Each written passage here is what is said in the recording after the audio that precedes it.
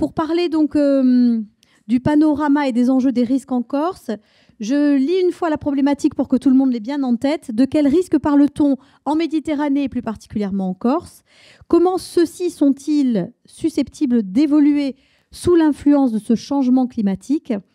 D'aucuns disent réchauffement, dérèglement. On reviendra peut-être à ces notions avec Patrick Robillot notamment. Quels sont les outils de prévention, de surveillance de ces risques en Corse? Sur quelle organisation repose-t-il? Très important aussi. Comment les événements extrêmes qui ont eu lieu ces dernières années nous ont-ils fait changer notre regard sur ces outils? Et enfin, dernière question, quelles sont les évolutions attendues? Vous avez devant chacun de nos invités un titre et un nom, évidemment, qui vous permettent de les identifier correctement. Pour présenter d'abord ces risques, Baptiste Vignereau, vous êtes le directeur, je le disais, régional du BRGM. 3 types de risques que vous avez identifiés et que vous allez nous présenter peut-être dans un premier temps. Gravitaires, littoraux et tous ceux qui sont également liés à la ressource en eau, Baptiste. Bonjour à tous, merci effectivement. Ça ne fait qu'une petite partie de tous les risques qui ont été évoqués depuis ce matin, notamment les risques sanitaires, etc. Le Bureau de recherche géologique et minière travaille en Corse sur 3 types de risques, effectivement. Les risques gravitaires, donc tout ce qui est chute de blocs, glissement de terrain, érosion, ruissellement, ravinement, etc. Donc tout ce qui est en lien vraiment avec les pentes et le sol. Tout ce qui est risques littoraux, que ce soit qu'on parle ici d'érosion, de recul de trait de côte, de submersion marine, etc. Et de tout ce qui est aussi en lien avec les aménagements qu'on peut en faire, donc durcir les côtes ou au contraire laisser faire, restaurer les dunes, etc. Et puis le dernier point, donc, c'est toute la problématique en fait de ressources en eau. Donc aujourd'hui, on fait un suivi quantitatif de la ressource en eau qui correspond à peu près à 40% de la ressource en eau potable agricole, qui est les eaux souterraines, donc les eaux qui sont situées dans les nappes phréatiques. Merci d'avoir été bref. Pour commencer, on reviendra évidemment sur chacun de ces risques plus longuement, mais un petit tour de table pour vous présenter toutes et tous. Patrick Robillot, donc, qui est ingénieur des travaux de la météorologie hors classe. Heureux retraité, vous avez effectué pas mal de prévisions au sein de Météo France sur l'ensemble de la région ou presque. Était directeur adjoint et directeur du Centre météorologique de Corse, chargé de la prévision des événements météo sur le territoire. Alors ces événements, qu'ont-ils de particulier et surtout, quelle est l'évolution? D'abord, on a souvent entendu le fait que la Méditerranée est un hotspot du changement climatique. Alors oui, parce qu'elle se réchauffe plus vite, mais c'est aussi qu'en fait, elle réunit tous les facteurs climatiques générateurs d'impact. Donc on évoquait la submersion marine, les précipitations intenses, après les sécheresses agricoles, éventuellement les sécheresses météorologiques, avec des conséquences sur les nappes, Jean-Baptiste l'évoquait. Et en plus, il y a après un risque majeur qui est très très important à mes yeux, qui est peut-être moins démonstratif, ce sont les vagues de chaleur, quoi. Notamment parce que la population corse vieillissant, elle sera plus vulnérable. Donc voilà, effectivement, le travail du Météo France, c'était la prévision de ces événements extrêmes, donc à plus ou moins longue échéance, avec peut-être, comment dirais-je, une des voies d'adaptation au-delà des investissements lourds, c'est ce qu'on appelle les systèmes d'alerte précoce, c'est-à-dire essayer d'alerter les populations avec un temps suffisamment long pour qu'elles réagissent. Sachant qu'après aussi, il y a le problème de la résilience. Et donc, voilà, tout ça doit être conduit. Et en fait, dans le risque, il y a l'aléa climatique, évidemment, mais après, il y a l'exposition et la vulnérabilité. Donc voilà, le travail Météo France, notamment à travers un système d'alerte précoce qui s'appelle la vigilance, essaye de, comment dirais-je, au moins faire une alerte météorologique vers les décideurs pour que les mesures soient prises correctement. D'ailleurs, très rapidement, parce que je ne vais pas monopoliser le micro, on voit bien que sur l'Espagne, sur un phénomène connu finalement, donc on peut après attribuer au changement climatique la gravité de cet événement ou pas. Et là, en l'occurrence, il y a Climatemeter, donc qui par une technique relativement rapide arrive à attribuer ça au changement climatique. Oui, mais en fait, on s'aperçoit que c'est pas sur cet événement-là, il y a un peu d'incertitude et que finalement, il y a peut-être autre chose qui fait que ça a été si catastrophique. Voilà. Votre voisin, lui, va avoir à cœur d'évoquer un autre type de risque qu'on a rapidement abordé, mais pas suffisamment peut-être ce matin. Jean-Luc Savelli, vous êtes le directeur de Qualitaire Corse. Alors évidemment, pour cet observatoire de la qualité de l'air en charge des mesures de la pollution atmosphérique sur notre territoire, ce sont d'autres types de risques qui vous préoccupent aussi. Oui, on est aussi dans la même problématique de prévision et d'anticipation. Donc, bien sûr, on a des risques dus à l'activité humaine en termes de pollution, mais là, on va plutôt focaliser sur les risques dits naturels. Donc, on va retrouver les problématiques qui ont déjà été évoquées longuement. Donc, tout ce qui est lié aux incendies. Donc, on va pouvoir l'objectif, c'est de pouvoir mieux aussi évaluer, notamment lorsqu'on a des méga incendies. On voit même des incendies du Canada qui peuvent toucher la France, d'ailleurs. Et ça, étonnamment, mais après, on peut avoir c'est qualifié de risque naturel. Alors, c'est un gros débat. Je pense qu'on pourrait avoir un débat avec mon collègue à côté, mais effectivement, on va dire tout dépend de l'origine de l'incendie, mais c'est vrai qu'on est sur des phénomènes qui sont naturels aussi, ces incendies-là. Toutes les problématiques qu'on peut avoir aussi sur les volcans, et qui peuvent avoir un impact. On sait qu'il y a des volcans qui ne sont pas très loin aussi de la Corse. Bon, on n'est pas dans des flux qui, normalement, nous ramènent les poussières, notamment de l'Etna, mais ça pourrait le faire. Et après, nous, le sujet qui nous intéresse le plus, c'est ce qu'on appelle les poussières sahariennes. Et c'est là qu'on focalise notre attention là-dessus, notamment pour faire le lien avec le colloque d'aujourd'hui, avec la problématique de l'IA et la meilleure compréhension de ces phénomènes-là, l'anticipation et notamment la gravité, la durée et l'intensité de ces épisodes qui est très compliqué encore aujourd'hui à saisir, quoi. Et puis peut-être aussi celle qui émane du sel marin, Jean-Luc. Oui, de façon un peu plus, alors, je vais dire anecdotique, mais en tout cas, dans les particules qu'on va retrouver dans l'atmosphère, on va retrouver différentes compositions de ces particules-là. Et on sait très bien que les fortes tempêtes en Méditerranée créent également des embruns qui vont se retrouver dans l'atmosphère et qui peuvent venir contribuer à l'ensemble des particules que l'on va respirer. Et pour faire le lien avec le naturel, on va se retrouver avec ces particules dites naturelles, mais dont la taille est assez petite pour impacter l'appareil respiratoire. Donc pour nous, ça reste un polluant, même si ce sont des composés naturels. Avec des impacts évidemment sur la santé qu'il faut être en mesure d'anticiper aussi. Tout à fait. Merci. On continue de faire tourner le micro un peu vite et après on revient sur vos problématiques particulières. Le lieutenant-colonel Octavien Mesquine est au service d'incendie et de secours de la Haute-Corse.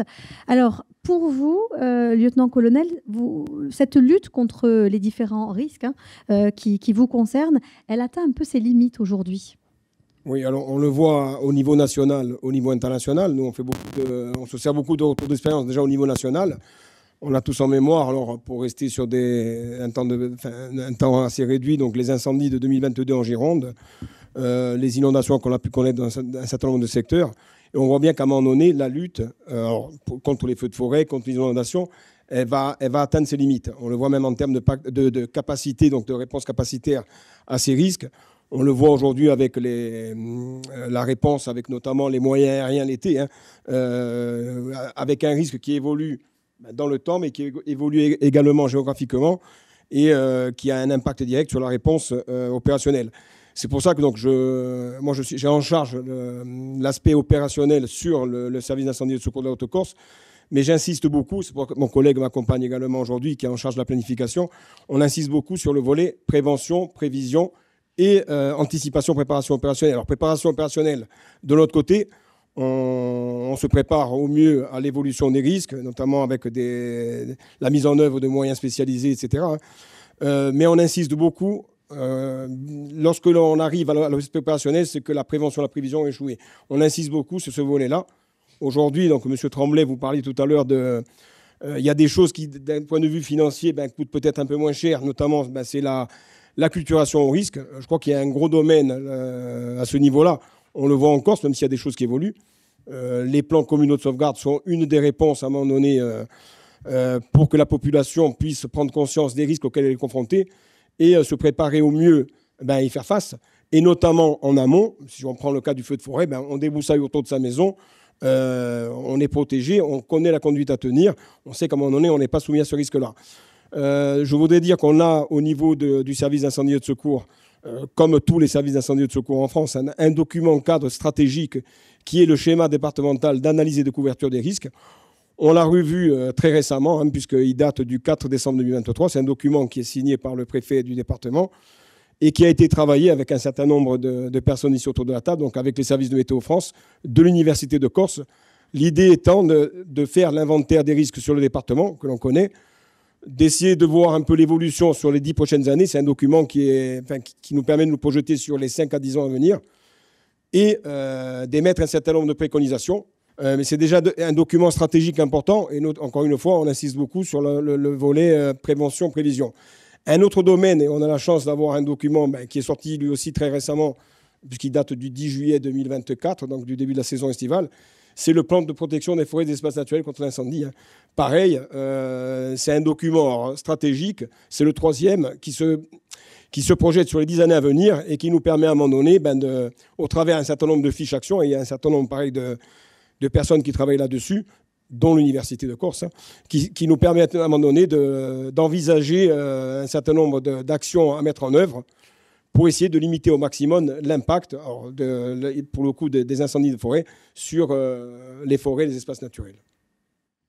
Il y a un autre invité à cette table ronde qui porte la casquette de l'opérationnel, c'est le directeur des services techniques à la ville de Corté, depuis 13 ans maintenant, Ludovic Philippe. Bonjour et merci d'y participer. Bon, c'est dans cette dernière décennie, quand vous regardez dans le rétro, une succession de crises et ce fameux PSS dont on parlait avec le lieutenant-colonel Octavien Mesquine, et ce plan communal de sauvegarde que vous déclenchez lors d'événements exceptionnels. Bonjour à tous et merci de votre invitation.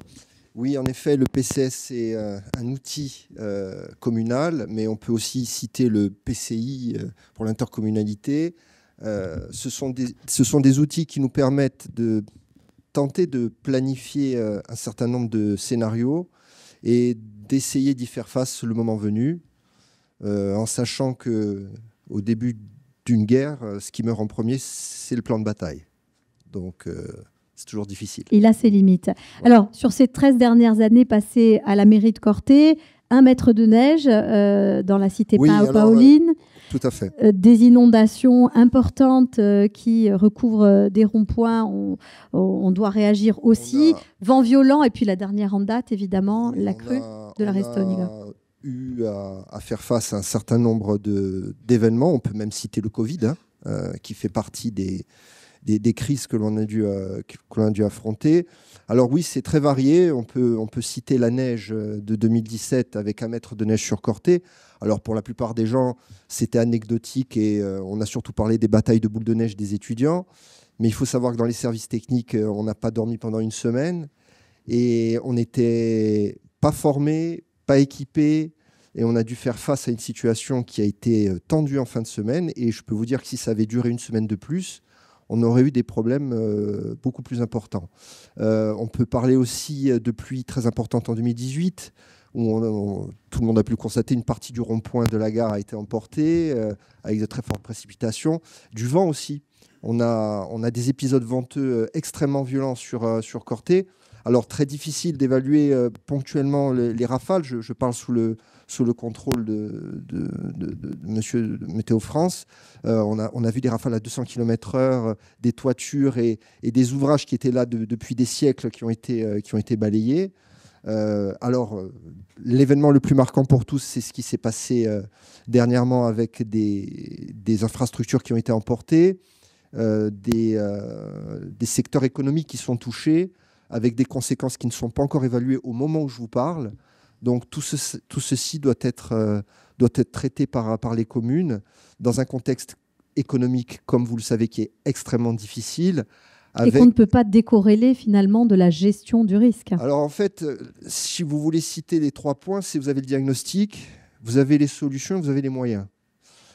Tous les gens autour de cette table savent que ça va coincer au niveau des moyens. Voilà. Déjà, les solutions, on n'est pas tous d'accord, mais au niveau des moyens, on sait qu'on va avoir un problème. C'est très difficile, surtout quand vous avez, vous m'excuserez, des injonctions contradictoires.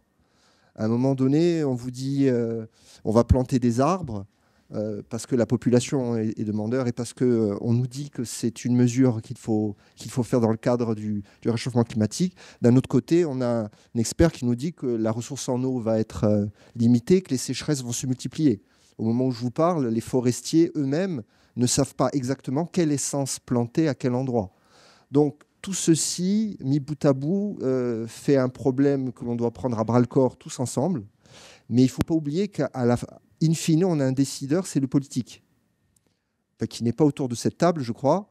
Nous sommes des outils à la disposition du politique. Et le politique doit prendre ses décisions en ayant écouté tous les spécialistes qu'il a autour de lui. Et ce n'est pas facile. Parce que nous avons tous nos chapelles où on défend nos prérogatives, mais à un moment donné, l'homme ou la femme qui doit prendre des décisions et parfois très graves est soumise à une pression dont on ne peut pas imaginer la complexité, en fait. Voilà, c'est très dur. Dernière en parole et qui contribue aussi, Giulia Maria De Franchi, qui a éclairé peut-être ces politiques pour prendre des décisions avec des outils en main. Vous êtes chef du département urbanisme à l'AUE de Corse, l'agence de l'urbanisme et de l'énergie. Quels sont les travaux relatifs justement au mode d'occupation des sols corses que vous menez ? Alors, nous, on a connu une grande frustration en travaillant sur le plan d'aménagement régional et puis en accompagnant les collectivités locales dans la planification de l'aménagement. C'était de ne pas avoir la matière pour ne serait-ce que savoir comment les sols sont occupés. Où est-ce que c'est imperméabilisé? Où est-ce qu'on a des occupations agricoles? Ça paraît bête comme ça, mais en réalité, on n'a pas de cartographie fine des occupations du sol en Corse. Et donc, on a profité d'un appel à projet de la collectivité de Corse sur les fonds FEDER, les fonds européens, pour essayer de combler cette lacune et d'établir une cartographie fine de l'occupation des sols de Corse et également de la végétation, des étages de végétation et de l'imperméabilisation des sols. On a profité effectivement aussi de la nouvelle législation sur le zéro artificialisation nette, puisque quand on parle d'injonction peut-être contradictoire, c'est vrai qu'il y a beaucoup de collectivités qui se retrouvent confrontées, densifiées ou végétalisées, que faire. Et donc voilà, on a voulu se doter d'un outil permettant d'éclairer tant les chercheurs dans leurs travaux, nourrir peut-être, tout à l'heure on parlera d'IA, peut-être que ça peut nourrir des scénarios justement d'évolution du territoire et nous nourrir nous-mêmes quand on éclaire les collectivités et nos décideurs politiques sur les plans d'aménagement à mettre en place et pour permettre de suivre les évolutions du territoire. Donc c'est un modèle, j'ai des éléments après de présentation, c'est un modèle d'occupation des sols dynamique dans le sens où on couvre pour l'instant 2011-2021 et l'idée étant de répéter l'opération de manière régulière pour suivre le mode d'occupation du territoire et permettre d'anticiper certains aménagements et de mieux choisir les aménagements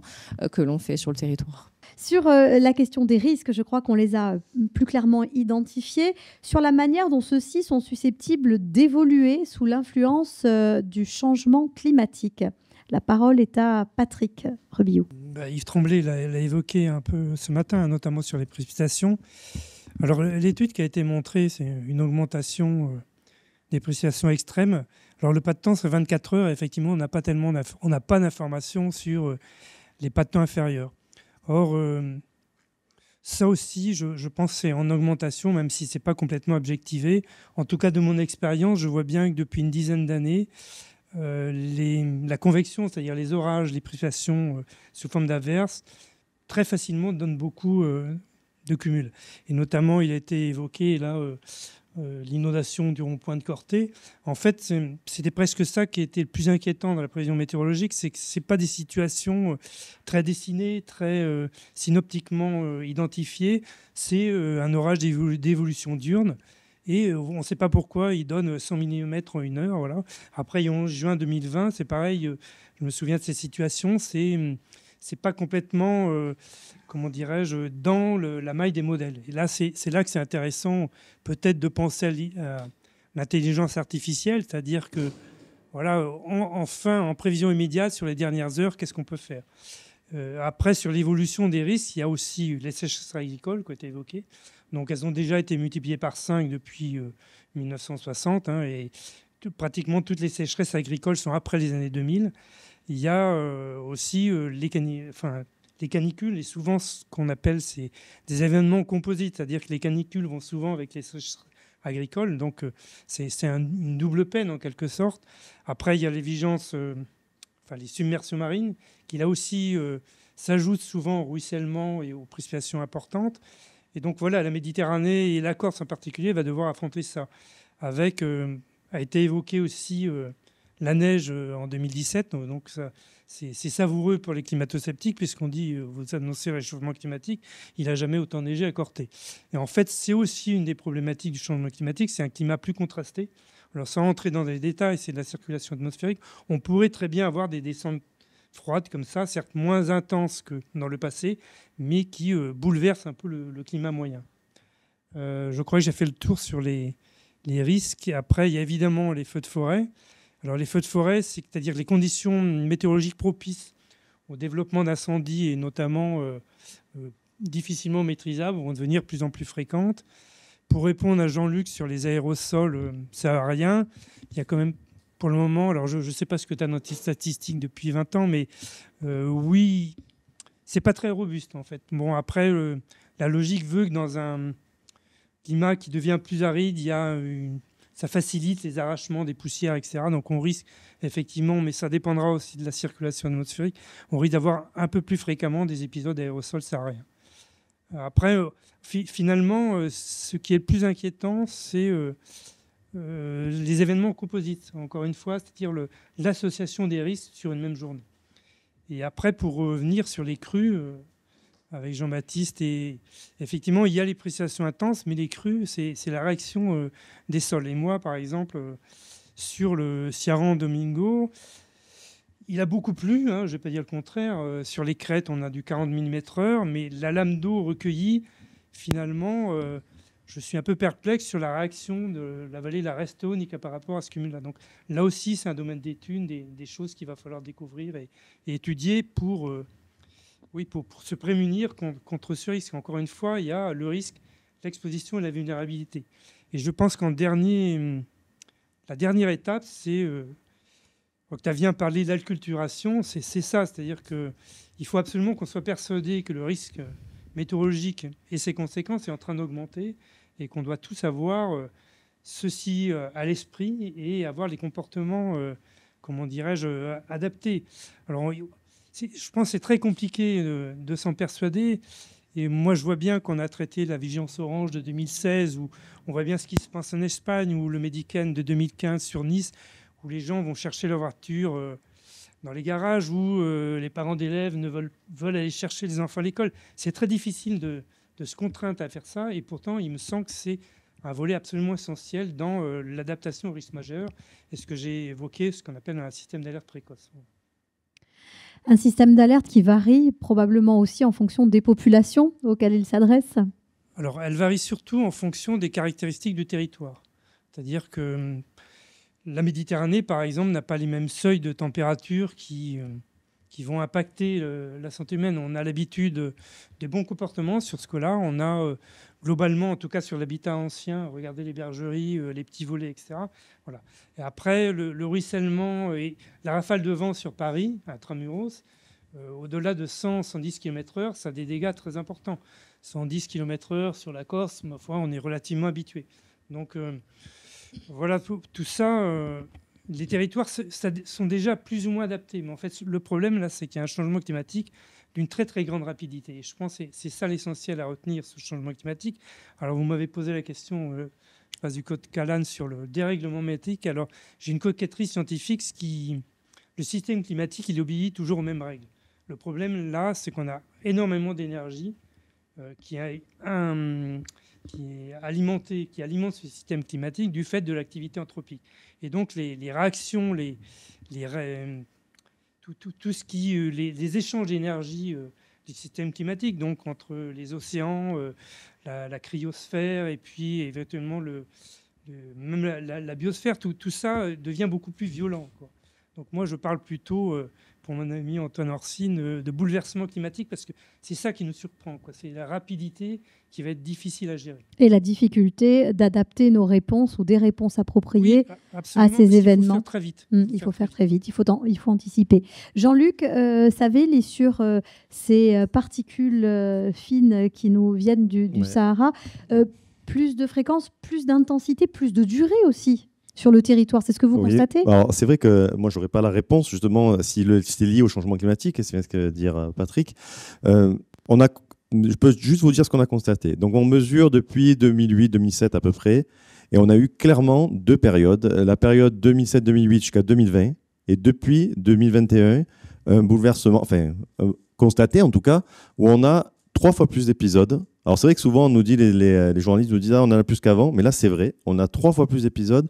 Ce qui est important, c'est qu'ils sont 3 fois plus longs aussi. Donc c'est la 4e année déjà que l'on constate ça. Je ne peux pas vous dire maintenant si on est sur une tendance qui va aller, si ça va devenir une normale, si on est sur un pic exceptionnel ou si on est sur une prémisse de bouleversement, justement, sur plus d'épisodes de ce type-là. Pour qualifier finalement ces scénarios de robustes, il faut combien d'années derrière nous pour avoir quand même une solidité? Alors ça je ne saurais pas répondre parce qu'effectivement, ce n'est pas notre métier. Nous, on a le métier de l'observation et de la prévention et pour la prévision, justement, pour ça. Je pense que statistiquement, une quinzaine d'années, c'est assez court pour voir justement un phénomène, pour voir s'il est lié au changement climatique. Voilà, nous, on est juste dans le constat d'une évolution, d'un phénomène qui semble lié justement à ce qu'on a dit souvent, une montée du Sahara un peu plus au nord, une désertification au niveau de l'Afrique du Nord. Moi, je me pose plus de questions, mais je n'ai pas la réponse. Peut-être Patrick l'aura ou d'autres personnes plus spécialistes de la météo. Si les vents aussi qui viennent du sud sont plus fréquents, qui expliquerait le fait qu'on a plus souvent ces particules qui viennent du sud. Ça, je ne sais pas si c'est lié plus à un changement de courantologie aussi, ou de sens des vents qui vont descendre plus au sud avant de remonter sur l'Europe. Donc voilà, c'est des petites questions qu'on se pose. En tout cas, ce qui nous intéresse, nous, c'est de pouvoir mieux les adapter dans nos propres modèles de prévision pour pouvoir mieux les anticiper également. Donc c'est ça où on se pose les questions par rapport à l'évolution climatique. Et il y a un autre sujet que je n'ai pas abordé aussi, mais qui est un peu annexe, mais qui nous intéresse aussi fortement, c'est les pollens également. Est-ce que ce changement climatique ou ce bouleversement climatique annoncé va aussi influencer les pollens en produisant plus de pollen, ce qui va être bien pour la nature, mais peut-être pas bien pour les allergiques. Pour les allergiques qui vont avec. Donc c'est aussi des éléments qui nous interrogent fortement par rapport à ça, notamment pour faire le lien entre changement climatique et qualité de l'air et en tout cas pollution de l'air. Alors, le micro pourrait être passé à Baptiste Vignereau, qui, côté BRGM, a tendance à affiner sa base de données aussi et à pouvoir nous fournir davantage de précision sur ces risques par rapport à des relevés plus étayés. C'est ça, c'est qu'aujourd'hui, pour revenir un petit peu sur la donnée, sur le data et changement climatique ou data et risques naturels, notre socle de connaissances, c'est vraiment la donnée. J'avais proposé une image, je ne sais pas si elle y est. Ouais, ça doit être Vignereau, je crois, quelque chose comme ça, juste là. Ouais.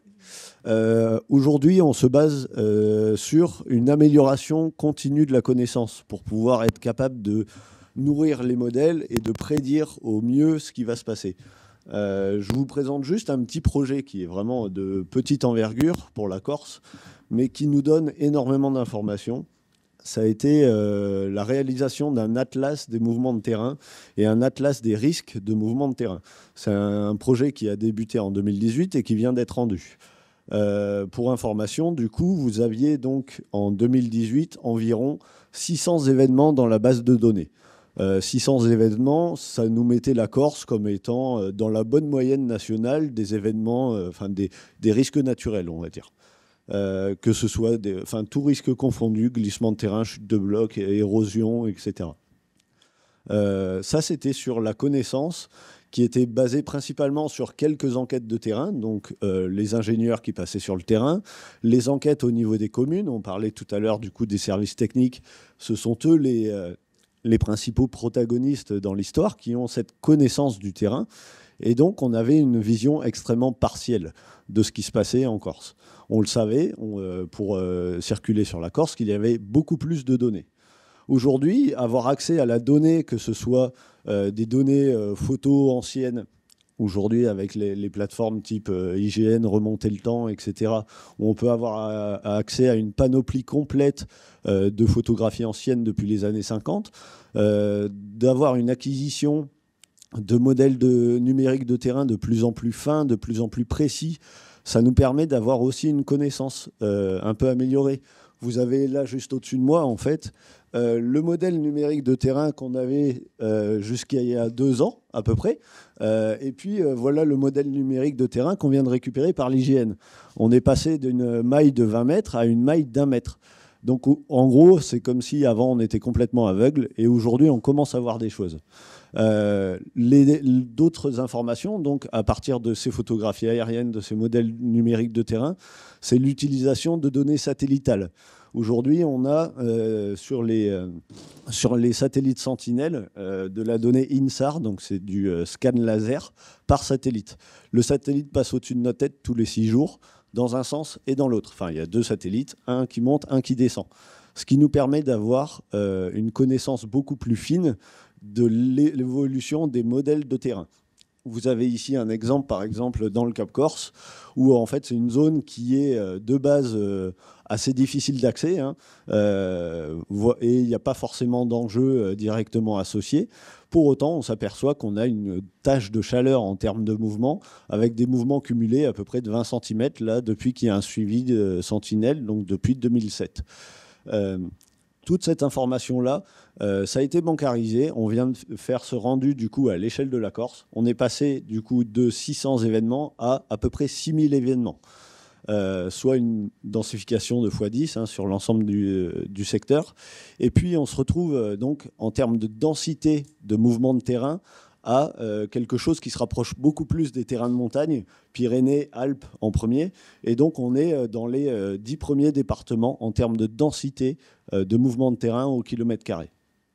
Les autres effets bénéfiques de cette connaissance, c'est que derrière, on va pouvoir aller faire du prédictif, de l'amélioration de connaissances, de pouvoir informer justement les gestionnaires routiers, les gestionnaires des réseaux ferrés, pouvoir anticiper les phénomènes. On voit par exemple sur la Restonica les effets, vous avez donc l'image au centre en fait, d'une photographie ancienne, non c'est Bavella, pardon, dans les années 50 où on a vu des coulées et des laves torrentielles assez importantes qui aujourd'hui sont complètement masquées par la végétation.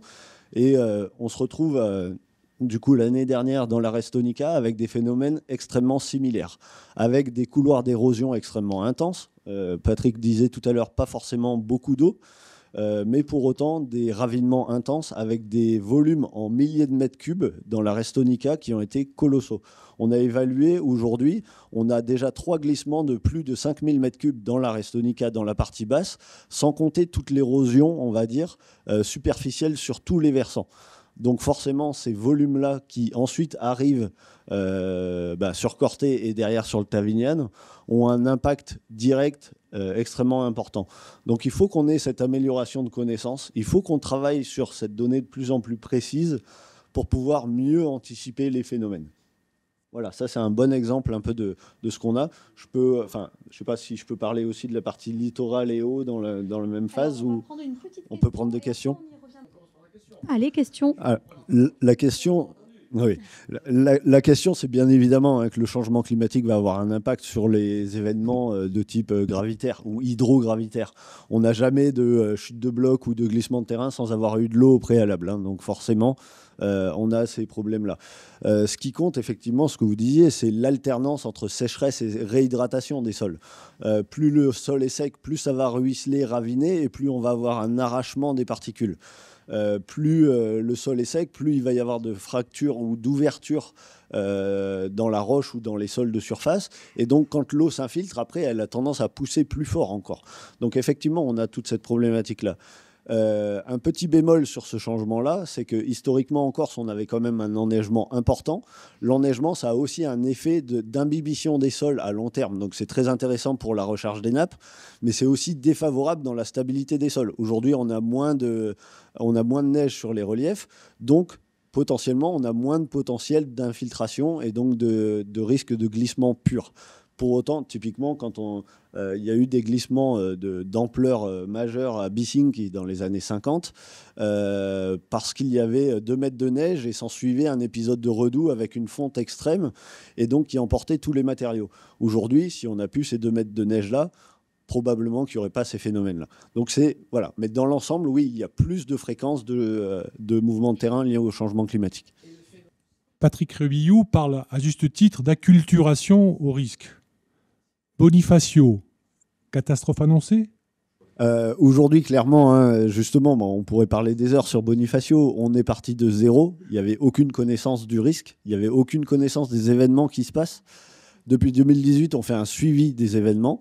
Là aussi, en gros, sur à peu près 3 km entre Pertouzat et la Haute-Ville, on a environ à peu près un cumul de 7000 m3 qui sont tombés depuis 2018. On ne peut pas dire qu'il ne se passe rien à Bonifacio. Aujourd'hui, la donnée nous montre un peu l'évolutivité. On fait des levées par drone, donc des levées LIDAR ou des levées photogrammétriques qui nous permettent de connaître exactement les volumes qui descendent, la fracturation de la falaise, etc. Aujourd'hui, on est en capacité de dire oui, il y a un risque de toute façon à terme. L'objectif à Bonifacio, c'est de savoir quelle est l'échéance. Est-ce qu'on est sur une échéance centennale ou non? C'est-à-dire, est-ce que ça va arriver dans les 100 ans ou pas? Aujourd'hui, c'est bien compliqué de le dire. Et donc, dans ces cas-là, nous, on apporte un maximum d'informations techniques sur les secteurs à enjeu. Donc, est-ce que tel ou tel secteur est plus problématique que l'autre? Derrière, après, c'est effectivement le politique et éventuellement les services de l'État pour la mise en sécurité des biens et des personnes qui prennent leurs responsabilités, quoi. Alors justement, on a beaucoup creusé la question des risques gravitaires. Sur le littoral aussi, vous menez un beau travail en partenariat avec l'Office de l'environnement de la Corse pour surveiller les points qui posent problème. C'est ça. Le BRGM et l'Office de l'environnement portent ce qu'on appelle le ROL, ROL, pour Réseau d'observation du littoral, qui nous permet aujourd'hui de suivre en gros un tiers de la côte sableuse corse et une cinquantaine de kilomètres de côte rocheuse.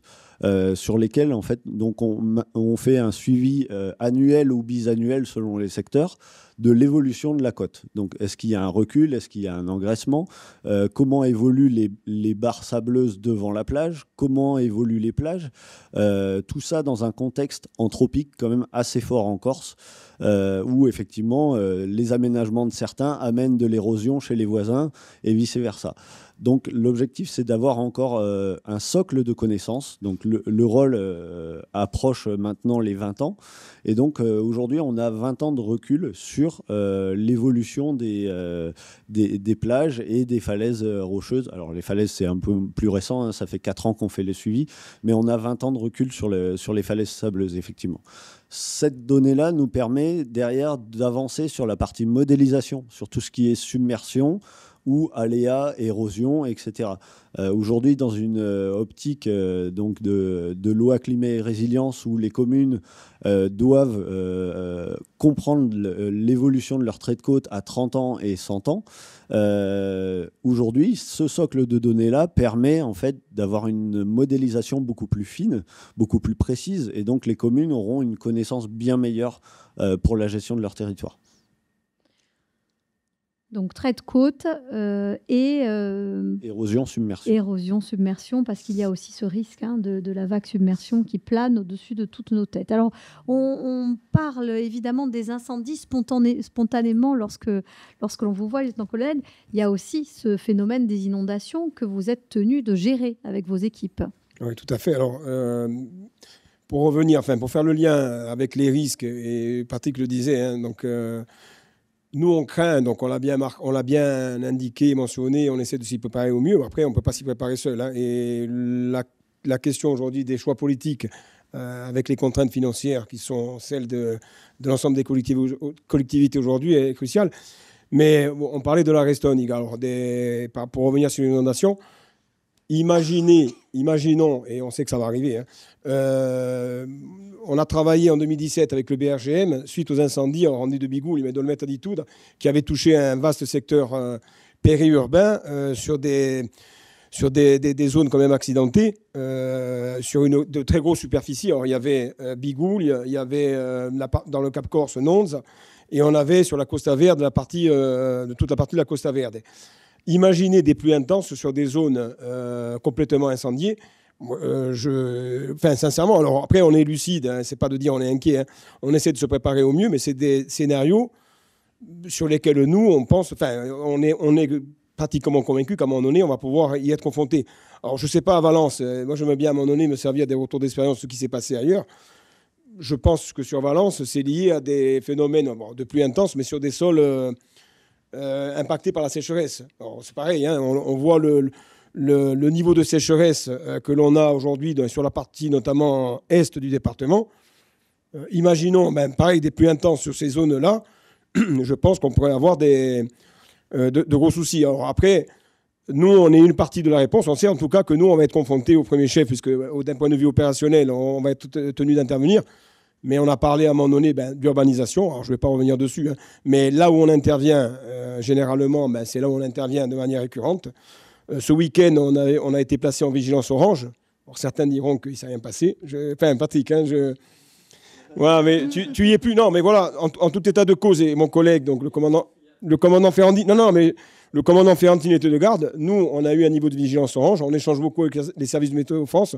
C'est ce que l'on disait en termes d'anticipation. Hein. Et à partir de là, on essaie de se préparer au mieux avec des moyens spécialisés, des renforcements d'effectifs dans le centre de secours, les contacts avec la préfecture, avec un certain nombre de communes. On a contacté des communes, malheureusement, dont on sait qu'elles ont des problématiques. Je prends la commune de Pintailles-Gazinc, pour ne pas la citer, qui a fait un énorme travail sur son plan communal de sauvegarde et qui travaille actuellement sur un plan intercommunal. Voilà, elles identifient les risques et en amont de ces phénomènes-là, quand on a la possibilité d'avoir assez, dans des délais 24 heures, voire même des fois de manière un peu plus anticipée, donc c'est l'annonce de ces phénomènes-là, on essaye en interservice de s'y préparer au mieux, d'y amener, nous, une réponse opérationnelle et surtout de voir avec les élus, avec les communes concernées, d'essayer de prendre des dispositions pour éviter en fait que l'on ait des soucis, quoi. Octavien Meschini, vous avez dit, en souriant, hein, mais vous l'avez dit quand même, certains diront qu'il ne s'est rien passé. Est-ce que cet appel à vigilance renforcée, récurrent, ne banalise pas finalement l'appréhension par la population de ces risques annoncés lorsqu'ils n'arrivent pas? Je pense que c'est un peu aussi le discours de la facilité, c'est mon point de vue. Hein. Mais en tout cas, nous, au niveau des services de secours, on échange et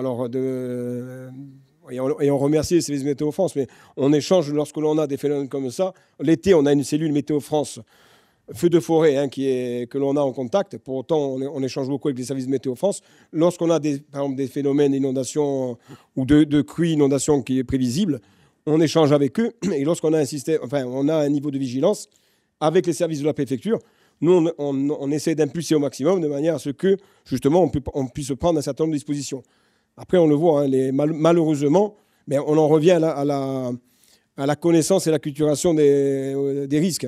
Là où on a un effort vraiment important à faire. Et j'ai l'impression, que pour avoir lu un peu au niveau de ce qui a pu se passer en Espagne, encore une fois, je ne reviens pas sur l'intensité des pluies, mais le phénomène, pour le coup, il avait été annoncé. Je crois qu'ils étaient en vigilance rouge. Ouais. Voilà, dès le matin. Et bon, quand vous voyez, alors après, je ne veux pas parler de choses que je ne maîtrise pas, mais quand vous voyez à un moment donné les images à la télévision, vous avez les gens avec les voitures dans les rues. Voilà, ça doit nous servir à un moment donné. Je prends l'exemple du feu de forêt l'été. Nous, on est souvent en train de commémorer malheureusement le trop nombre de personnes qui sont décédées en luttant contre les feux de forêt, mais y compris pour nos personnels. Ça rappelle à un moment donné, à un moment où on a moins de feux, mais où on sait qu'ils vont être, lorsqu'ils vont y être, ils vont être beaucoup plus intenses. Ça nous permet à un moment donné de rappeler que le risque, il est vraiment présent et qu'il faut s'y préparer au mieux, quoi. Oui, je voudrais dire un truc, faire un commentaire qui procède un peu d'un constat qu'on fait, nous, universitaires et personnels de recherche et technologie.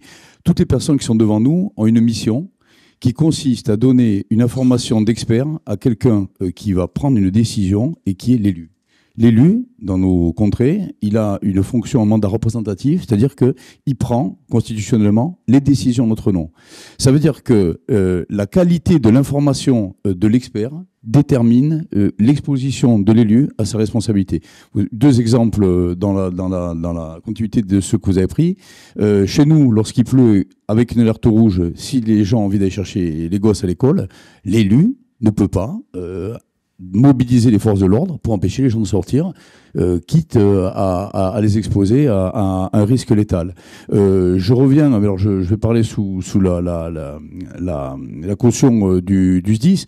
Je crois qu'à Landiras, en 2022, lorsque le feu a détruit la forêt landaise, il était tellement grand qu'on y a pratiqué une coupure de combustible. Je parle sous votre contrôle de 750 mètres de large sur 14 km de long. Je ne sais pas si on se rend compte de l'atrophie que ça produit sur un poumon à carbone comme ça. L'élu qui prend cette décision-là, franchement, il faut qu'il ait une colonne vertébrale solide et des experts qui soient sûrs d'eux.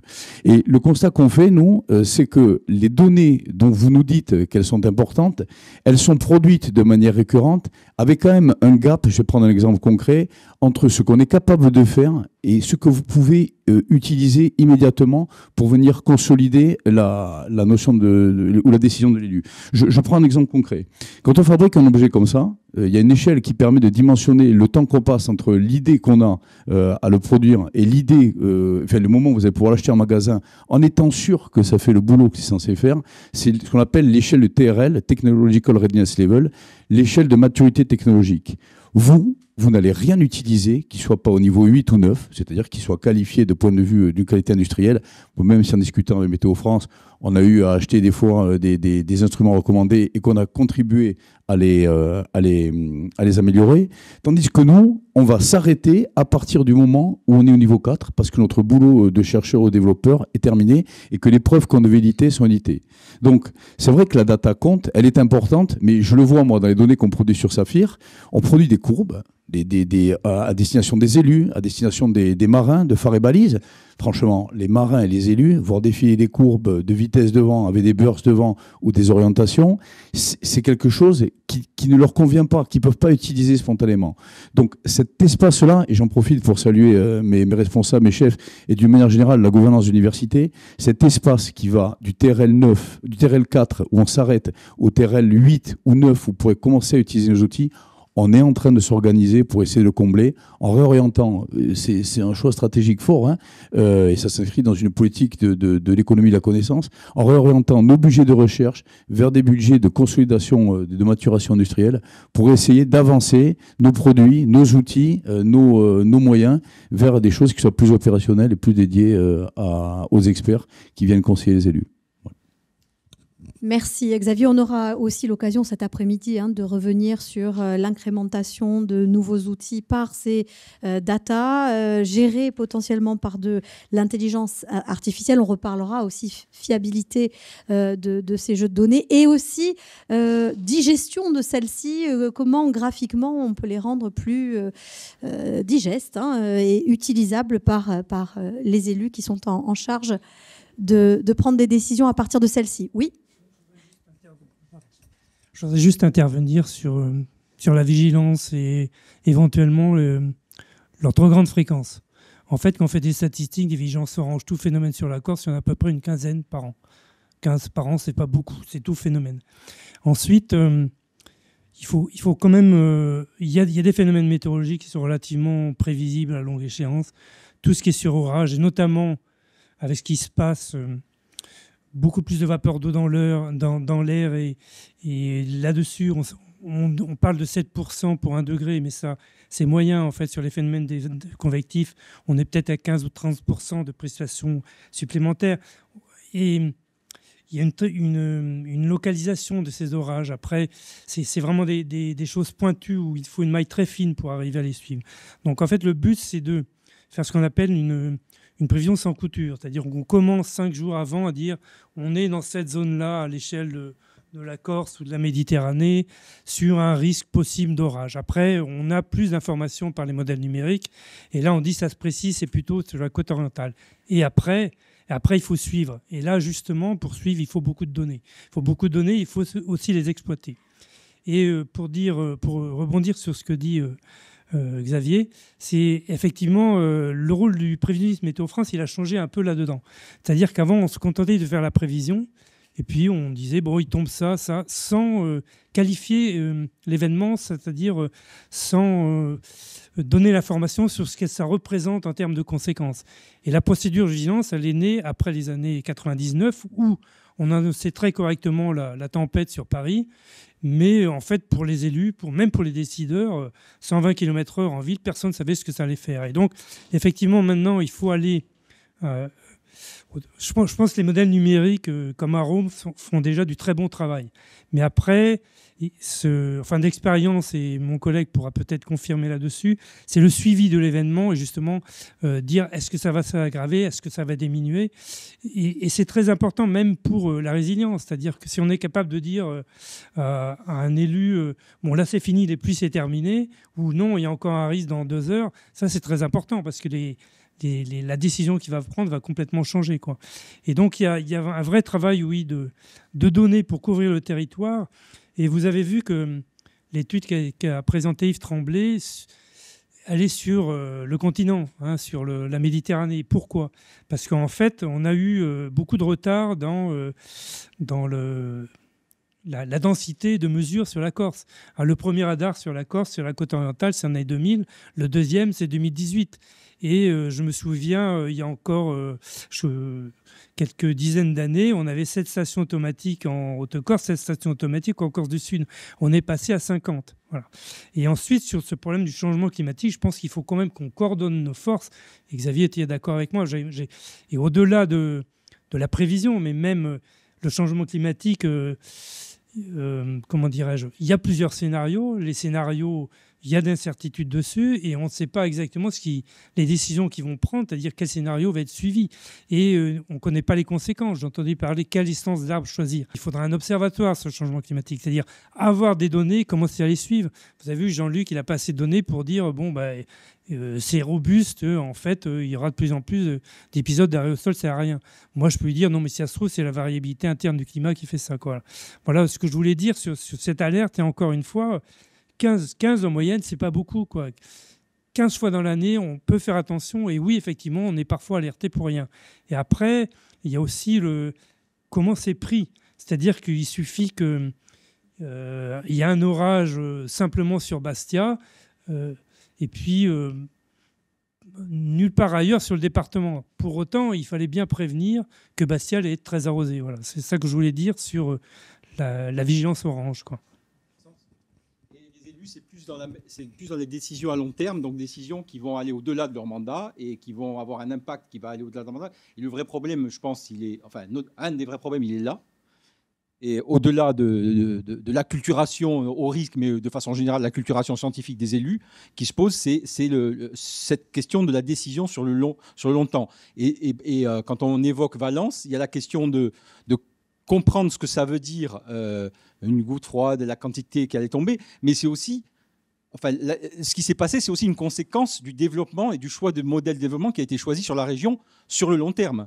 Et c'est ça aussi qu'on doit retenir. C'est pas seulement comment on doit réagir à une alerte rouge, mais c'est comment on doit développer nos territoires pour que ce genre d'événement n'ait pas de telles conséquences. Et ça, c'est du ressort des élus, effectivement. Alors, sur le sujet de la prise de décision et notamment l'implication des maires et des préfets, ce qu'il faut bien comprendre, oui, quand il y a un déclenchement au niveau départemental, les préfets sont en première ligne, mais pas loin, il y a le maire. Et le maire est amené à prendre des décisions graves de conséquences immédiatement et parfois même sans pouvoir consulter la préfecture. C'est extrêmement important de le signaler. Et puis, il y a un autre point qu'il faut souligner. À un moment donné, on a tendance, quand on est dans une commune, de se dire « l'État pourvoira ». L'État fera, l'État sera présent. Par exemple, sur Corté, on se dit, il y a l'USC 5. S'il y a l'USC 5, on sait qu'on va pouvoir compter sur eux quoi qu'il arrive. Et on aurait tendance à sous-évaluer notre PCS. Il ne faut surtout pas faire ça. L'épisode de neige de 2017 l'a prouvé. À un moment donné, on s'est dit, on a l'USC 5. Ils ont été déployés en priorité sur des petites communes qui étaient en difficulté. Et donc, le maire a dû prendre la décision de déployer les services techniques avec des entreprises qui n'étaient pas formées, pas équipées, pour faire face à la situation. L'USC 5 s'est occupé de sécuriser, par exemple, l'hôpital, parce que c'était un point stratégique. Mais tout le reste de Corté, les quartiers et autres résidences, ce sont les services techniques de la ville qui ont dû porter assistance. Donc, le rôle du maire est central. Et ce que je peux vous dire, et les élus présents dans la salle vont savoir exactement de quoi je parle, au moment de chercher des coupables, on ne va pas chercher le préfet, hein. On va chercher le maire. Donc ça, c'est un point extrêmement important. Pour rebondir ce qui a été dit tout à l'heure sur les experts qui, de leur côté, mettent en place les outils à la disposition des élus, qui les soumettent aux élus, et les élus prennent des décisions. Il faut rappeler un point important, c'est qu'il n'y a pas de chemin qui aille entre ce qui peut être fait et sur ce qui doit être fait. Petit parallèle, c'est pas parce qu'on pouvait faire la bombe atomique qu'il fallait la faire, c'est pas parce qu'on l'a faite qu'il fallait l'utiliser, et c'est pas parce qu'on l'a utilisée qu'il faut la réutiliser. Ça, ce sont des décisions d'élus et de décideurs qui sont prises. Les experts, chacun dans leur domaine, ont une vision qui est ce qu'elle est. Avoir une vision générale, avoir une vision tactique ou même stratégique, elle appartient aux élus. Bien évidemment, tout l'enjeu de l'expertise, c'est de pouvoir employer des termes qui sont compréhensibles dans le temps d'attention de l'élu, parce que ça, on y est tous confrontés. Et selon les élus, j'avais vu un rapport de je ne sais plus de quel département américain, disait que le temps de compréhension de Trump était de 20 minutes par sujet. Voilà. Donc, selon le public que vous avez, selon si vous parlez un climato-sceptique ou non, il est bien évident que nous, qui, entre guillemets, murmurons à l'oreille des élus, on doit employer les bons mots et on doit les sensibiliser. Mais ça n'est pas aux experts de dire ce qu'il faut faire. C'est eux qui disent ce que l'on peut faire. Parce qu'il y a beaucoup de données, des données... vous savez, j'ai tendance aussi à dire qu'il y a des décisions que l'on prend dans nos laboratoires, dans nos commissions et autres PCS, et il y a les décisions qu'on prend dans la souffrance. Et ce n'est pas du tout pareil. Je veux dire, quand vous êtes confronté à des situations comme à Valence ou à d'autres points, où quand des opérationnels voient des morts et voient ce qui se passe, vous perdez la notion, j'allais dire, de réalité. Là, on rentre vraiment dans la souffrance, on rentre vraiment dans des choses très dures, et les élus y sont confrontés. Et autant vous dire qu'à ce moment-là, les experts, ils ne les écoutent plus, hein. Donc là, on traite le dur. Voilà. Donc ça, c'est très important de bien décorréler les choses et de rappeler les responsabilités de chacun. Oui, bonjour, Antoine Versigne, maire de Cristina, je suis vice-président de la communauté de communes Spelonca-Liamone.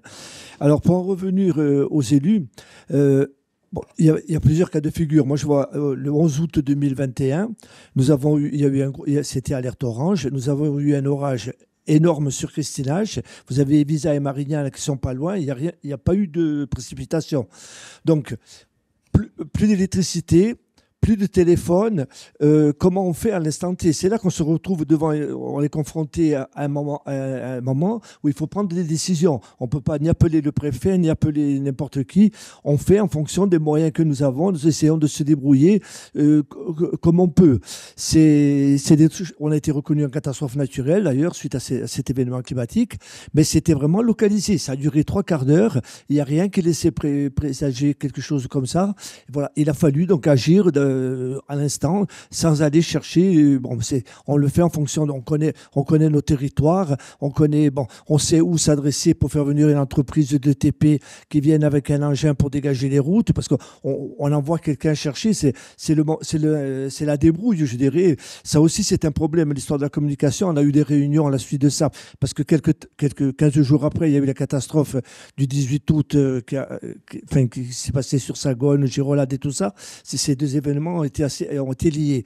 Bon, plus de réseau, plus rien. Comment on fait? On a eu 2 réunions en préfecture. Finalement, qu'est-ce qu'il en est sorti? Rien du tout. Aujourd'hui, on ne sait pas si le même cas de figure se présente. Comment on fait pour prévenir de ce qui se passe? Parce que des fois, les routes aussi se trouvent bloquées parce qu'il y a des éboulements, etc., etc. Ensuite, je voudrais profiter de l'occasion pour revenir sur 2 points. Parce que c'est sûr qu'il faut faire des aménagements. On a commencé à en faire, à la suite de cet événement, on est en train de faire, on a été retenu catastrophe naturelle, donc on a prévu des aménagements pour éviter certaines choses qui sont produites. Aujourd'hui, vu la situation économique et financière générale, je vois difficilement comment on peut, parce que c'est des travaux qui sont très lourds à faire, et donc bon, les financements jusqu'à présent, ils étaient à 90% dans ce cadre-là, 50% donc l'État et 40% la collectivité de Corse. Ça va être difficile d'arriver à trouver les fonds pour, enfin, je parle à moyen terme, même à long terme. Voilà, ça c'est une interrogation que je formule. Après, je reviens sur deux ou trois choses. Quant aux alertes orange, les gens, des fois, il vaut mieux pas les diffuser, certaines, parce qu'aujourd'hui, avec les réseaux, parce que nous, on nous envoie la préfecture nous informe. Moi, j'ai un système de diffusion, j'envoie IDIWAP, je diffuse les informations avec ça, que ce soit météo d'information. Mais à la fin, les gens ils disent « Oh, tu nous fatigues, tu as annoncé qu'il allait tomber des trombes d'eau, et puis il n'est même pas tombé une goutte d'eau. » C'est ce qui s'est produit ces derniers jours. Donc, là aussi, je crois qu'il faut être... Enfin, après, c'est obligé que si vous informez pas, on va dire qu'ils n'ont pas informé, c'est ce qui s'est passé à Valence. Si on informe trop, les gens ils disent oh, « Qu'est-ce que tu nous embêtes avec tes textos, tes alertes et tout ça, il ne se passe rien. » C'est difficile de toute façon de contenter de le monde et c'est impossible. Il ne faut même pas espérer y arriver. Hein. En fait, sur la saturation de l'alerte orange, encore une fois, en moyenne, c'est 15. Mais par contre, sur chaque... en fait, il y a beaucoup de météorologistes. En fait, il y a beaucoup de météorologistes, il y a beaucoup de réseaux sociaux. Et en fait, il y a une alerte orange Monte-Carlo, une alerte orange... voilà. Et ça, effectivement, ça peut... comment dirais-je, elles ne sont pas toutes estampillées État. Donc, en fait, c'est sans doute ça aussi qui participe qu'on a l'impression d'être sans arrêt en alerte orange. Mais l'alerte orange, la procédure d'ailleurs, parce qu'en fait, la vigilance, ce n'est pas seulement une alerte météorologique. C'est-à-dire, c'est... tout le monde est mobilisé, les acteurs de la sécurité, et c'est suivi. Et c'est ça qui est intéressant. Rapidement, enfin, les outils de planification aujourd'hui, enfin, ce que l'on doit faire, je pense sincèrement, enfin, il en existe un certain nombre. Hein. J'ai parlé tout à l'heure du feu de forêt. Alors, il y a des représentants de la collectivité de Corse. Depuis 2003, enfin depuis 2006, le premier PNI, plan de protection des forêts et des espaces naturels contre l'incendie, il y a un certain nombre de préconisations. Nous, on a travaillé en interservice sur celui qui a été le dernier qui a été validé récemment. Les projections en termes d'aménagement de l'espace, d'ouvrages structurants contre le développement des grands incendies, etc., ils existaient. Aujourd'hui, c'est la mise en œuvre. Après, la mise en œuvre, elle se heurte. Ce n'est pas un manque de volonté des élus. Enfin, je pense que c'est des orientations, enfin, c'est des priorisations politiques. C'est pour ça que je dis, et financières, donc. Hein, à un moment où je pense que ça va être, enfin, la ressource financière va être de plus en plus contrainte. J'en reviens, et c'est pour ça que j'insiste beaucoup, moi, sur l'aspect préparation des élus, des populations, et même préparation des pompiers. Hein. Mais le plan communal de sauvegarde ou intercommunal aujourd'hui, parce que la solidarité intercommunale, elle doit jouer, hein. C'est fondamental. Vous disiez à un moment donné sur Christinach, il a plu... mais de travailler sur un plan communal, aujourd'hui, bon, ils sont largement en développement et c'est important, il y a une prise de conscience. Hein. Ça nous permet à un moment donné, lorsque l'on prévoit un événement, alors, même si on peut discuter, mais bon, ouais, nous, à partir du moment où il y a vigilance, je vous le dis, on se mobilise et on essaie de mobiliser, Patrick l'a dit, hein, au-delà, bien évidemment, des pompiers. Hein. Mais c'est vraiment à un moment donné de savoir, ben voilà, on a un niveau de vigilance orange inondation, ben, qu'est-ce que je dois faire moi en tant qu'élu? Est-ce que je dois mettre en préalerte le plan communal, commencer à prévenir certaines personnes? Il y a énormément d'outils qui arrivent. Et c'est le point sur lequel je voulais également insister, c'est qu'on a développé, alors avec l'Université de Corse, hein, un outil de simulation qu'on utilise nous lorsqu'on se prépare à la gestion opérationnelle au commandement, hein, en feu de forêt, etc., par exemple, dans d'autres domaines. Mais c'est un outil qui travaille avec des fonds cartographiques du territoire. Ben, dernièrement, on était sur Porto Vecchio, mais en fait, voilà, les agents de la commune de Porto Vecchio, le maire de la commune de Porto Vecchio, travaille avec un fonds cartographique où il voit à un moment donné les centres commerciaux et il repère vraiment son territoire et on y met des scénarios. Alors pour le coup, c'était du feu de forêt, ça peut être des inondations, ça peut être des tempêtes. Et on voit à un moment donné comment les élus, la population, avec les services de secours, la préfecture, etc., réagit. Au fur et à mesure, on injecte des éléments.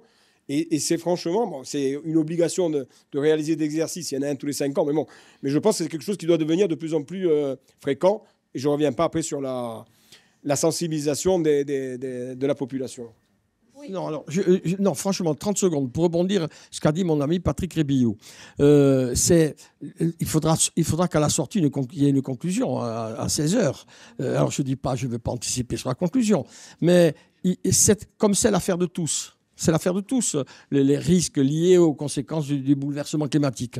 Et tu le sais, Patrick, et bon, d'autres le savent aussi, ça fait longtemps que je prône la création d'un GIEC régional, d'un GRIEC, comme ils ont fait, je ne sais pas moi, du côté de la Provence, du côté de Bordeaux, pour qu'on se mette tous autour de la table et qu'on mette toutes les données en commun, qu'on regarde où on pêche, où on n'a peut-être pas assez de données, notamment de données météo en montagne. Voilà, merci. Puisque vous parliez justement de données et d'éléments cartographiques, il nous semblait que justement les données, ne serait-ce que sur l'occupation des sols, même l'information sur les bâtiments est lacunaire en Corse, et sur l'imperméabilisation des sols, encore plus. Il n'y avait pas forcément d'informations là-dessus. On voulait simplement profiter de l'occasion pour vous présenter les outils sur lesquels on travaille et qui seront mis en open data et qui peuvent peut-être justement nourrir ces réflexions et ces cartographies. En particulier, un focus donc sur le projet de mode d'occupation des sols qui est financé par des fonds européens. C'est un modèle avec une nomenclature qu'on a établie à l'Agence de l'urbanisme et de l'énergie de la Corse pour qu'elle soit adaptée au territoire de Corse. Parce que jusqu'à présent, on avait des cartographies qui décrivaient des occupations. Par exemple, quand vous regardez la Corse, première région forestière de France, systématiquement, en tout cas un des départements, premier département forestier, en réalité, on sait, nous, que ce n'est pas de la forêt entendue comme comparable à de la forêt qui est référencée par ailleurs et qui l'on retrouve dans la baie des forêts, donc un produit de l'IGN. Donc, on a voulu cartographier les maquis et les différents types de maquis, maquis haut, maquis bas, maquis bas arborés, maquis haut arborés, pour justement mieux connaître. Sur l'occupation du sol, on a également en matière d'urbanisation une urbanisation assez éparpillée sur l'île. Quand on a dû travailler sur le plan d'aménagement et de développement durable de l'île, le PADUC, beaucoup ont critiqué par exemple la tâche urbaine qui était utilisée dedans, mais faute de mieux, on n'avait même pas de connaissances exhaustives du bâti en Corse, ni même des infrastructures, des routes. Donc voilà, on a voulu se doter d'un outil et doter la Corse d'un outil un peu meilleur. Alors, il ne sera pas parfait. On espère que tout le monde contribuera d'ailleurs à l'améliorer. Il se veut très précis. Vous voyez donc simplement les unités minimales de collecte, c'est-à-dire ce que l'on va voir à échelle, donc millième ou 2500e sur la carte. Qu'est-ce qu'on se donne comme minimum de collecte? Donc, tous les bâtis, normalement, de plus de 50 mètres carrés, ils sont référencés dans un taux de fiabilité que vous voyez affiché, qui est de 95% en géométrie. Le but est donc de s'adapter vraiment à la complexité de notre territoire, aussi à l'éparpillement urbain. Je ne vais pas m'étaler.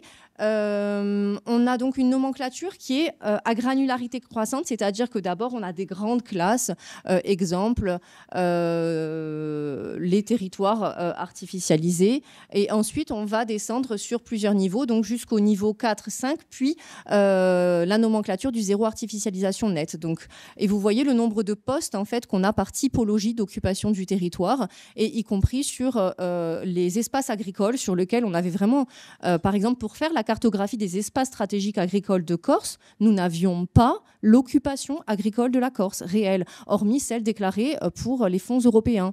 Donc voilà, faire un plan d'aménagement du territoire dans le brouillard, en réalité, ça revient à ça, hein, c'est quand même une difficulté. Donc quand on parle d'éclairer les élus, les éclairer, oui, mais en leur donnant quand même des éléments concrets et derrière sur lesquels, effectivement, on pourrait à ce moment-là modéliser, scénariser.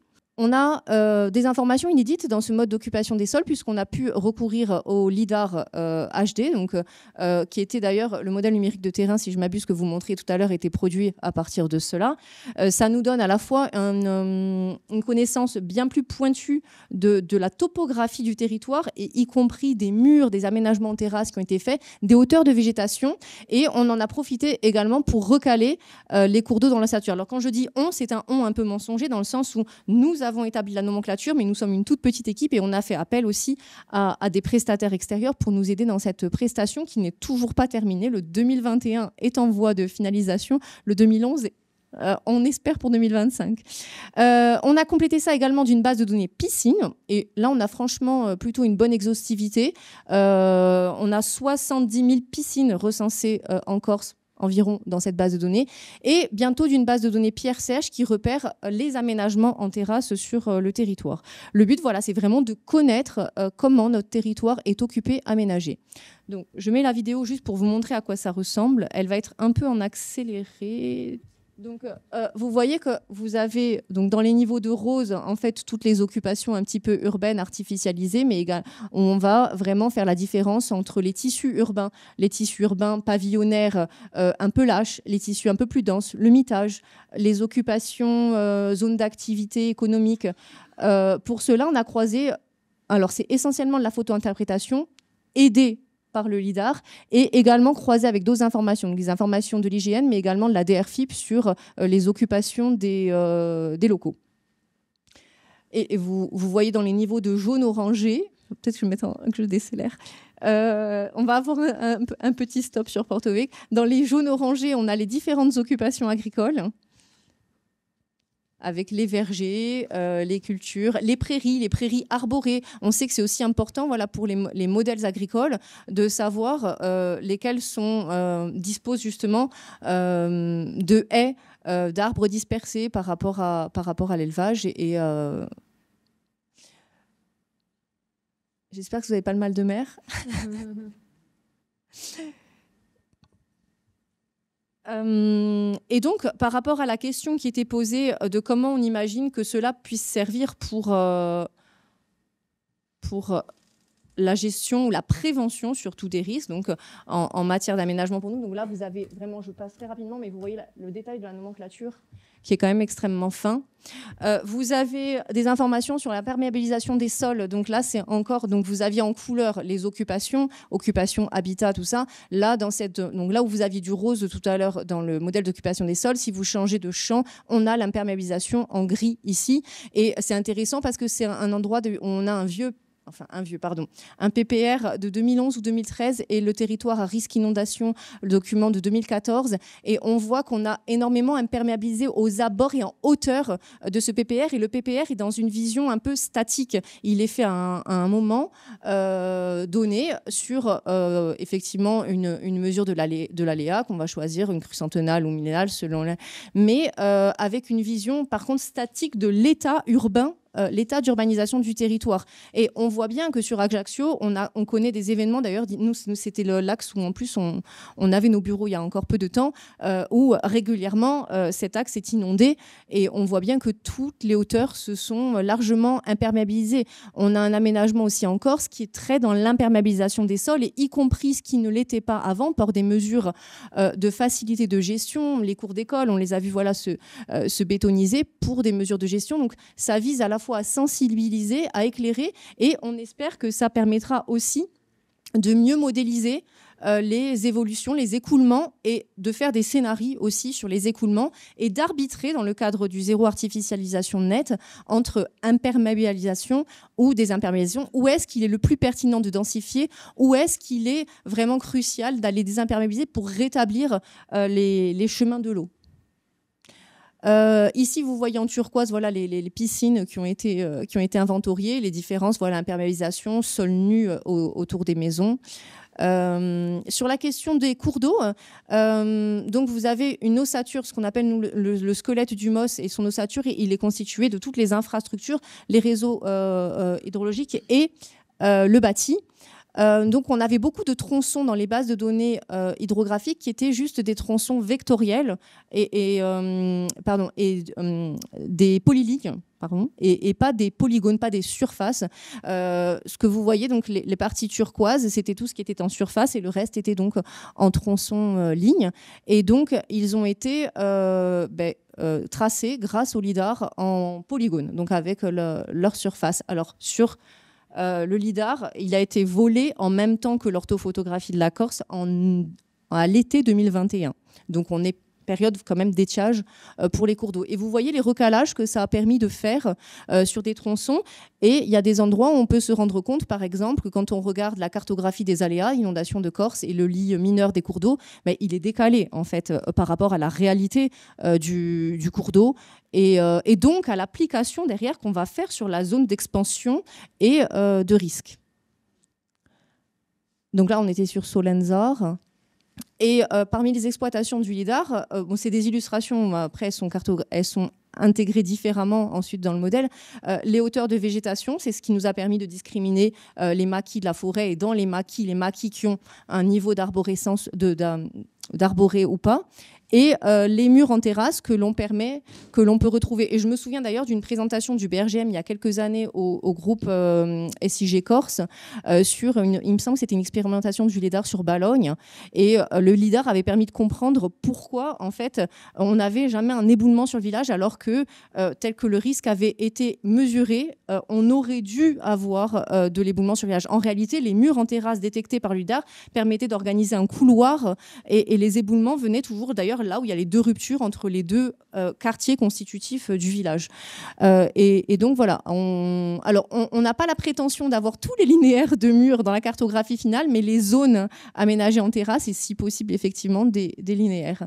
Vous voyez ici la baie des Forêts, les quelques éléments donc en noir comparativement sur le maquis et les strates de maquis du MOS, du modèle d'occupation des sols de Corse. Là, on est toujours sur l'état du coup 2021. Ce qu'on voudrait terminer maintenant, c'est le 2011 pour avoir une vision des dynamiques de végétation, des dynamiques d'urbanisation, pour comprendre aussi là où il faut concentrer les efforts, là où il est pertinent peut-être d'aller rouvrir les espaces et de faire converger les politiques agricoles avec aussi les politiques de gestion de la forêt. Et là où il faut aussi avoir une attention plus accrue sur l'étalement urbain et sur les possibilités de densification. Donc, bon, je pense que je l'ai évoqué au fur et à mesure sur ce que l'on imagine comme amélioration de la connaissance à la fois des aléas, mais surtout des enjeux exposés, puisqu'on va avoir une cartographie quand même fine du mitage. Ça peut aider pour le contrôle des obligations légales de débroussaillement. Peut-être même que les piscines peuvent aider aussi pour les interventions opérationnelles, de savoir qu'il y a des piscines sur place, je sais pas. Ça peut aider aussi pour la gestion de la restriction de l'eau. Voilà. Donc, les travaux étaient beaucoup plus longs que prévu.